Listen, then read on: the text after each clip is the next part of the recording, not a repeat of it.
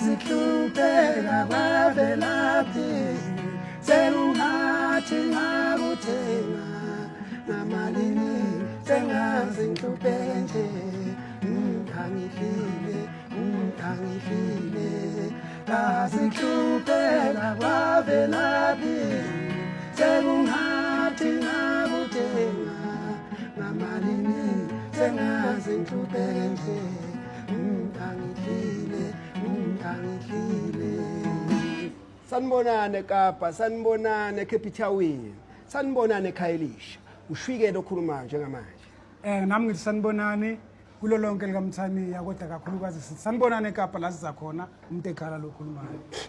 Noma kanjani bafowethu ngicela niphume nonke iKhayelitsha yonke indawo eCape Town, yonke indawo eKapa, yonke indawo eKhayelitsha sizoba sikhona siushwini nomuntu ekhala sizokwenza yona lento le. Noma kanjani cela nisilindele ngomhla ka25 April yimi nawe sizojabula sonke. Kunjalo bese shilo mfowethu mhla ka25 April ziyakhala ngempela eKhayelitsha ngithi wonke umuntu oseCape Town eCape Town nje namaphethelo ngithi wonke umuntu angangaphuthelwa ushwini umuntu ekhala sizobe sikhona eRab Stadium amathikithi ke ayatholakala ewebsite ngithi phelelani nonke ningaphuthelwa ungasindwa izinyawo ungayi ukuthenga ithikithi ngoba uzo kade sabagcina mfowethu iqiniso lelo injalo bangisiza ubaba